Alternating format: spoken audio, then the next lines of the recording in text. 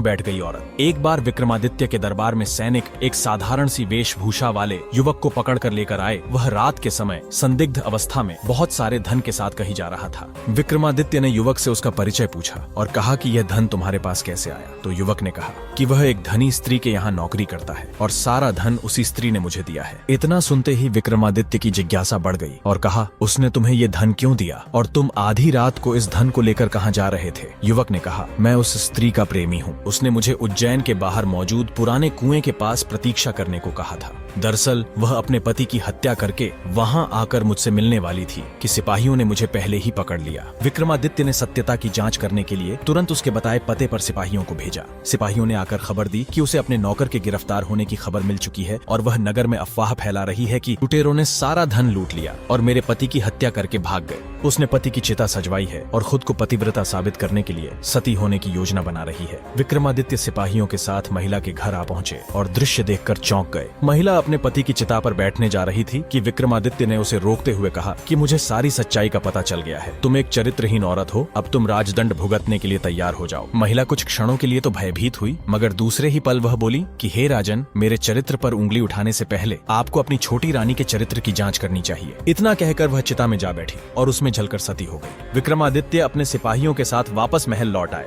उस स्त्री के अंतिम शब्द अभी भी उनके कानों में गूंज रहे थे। उन्होंने छोटी रानी पर निगाह रखनी शुरू कर दी। एक रात विक्रमादित्य को सोता समझकर छोटी रानी उठी और गुप्त रास्ते से महल के बाहर निकल गई। तभी विक्रमादित्य नींद से उठे और दबे पांव रानी का पीछा करने लगे। थोड़ी दूरी तय करने के पश्चात वह एक साधु की कुटिया में गई। तभी साधु आया और वह भी कुटिया में चला गया। विक्रमादित्य ने कुटिया में जो देखा वह उनके लिए असहनीय था। रानी को साधु के साथ संबंध बनाते देख विक्रमादित्य की रूह कांप उठी। विक्रमादित्य ने सोचा कि छोटी रानी को वे इतना प्यार करते हैं, फिर भी वह विश्वासघात कर रही है। उनके प्रचंड क्रोध की सीमा न रही। रक्त वर्णित आंखें लिए विक्रमादित्य कुटिया में जा घुसे और उस साधु तथा छोटी रानी को मौत के घाट उतार दिया। जब वह महल लौटे तो उनकी मानसिक शांति भंग हो चुकी थी। वे हमेशा बेचैन रहने लगे। सांसारिक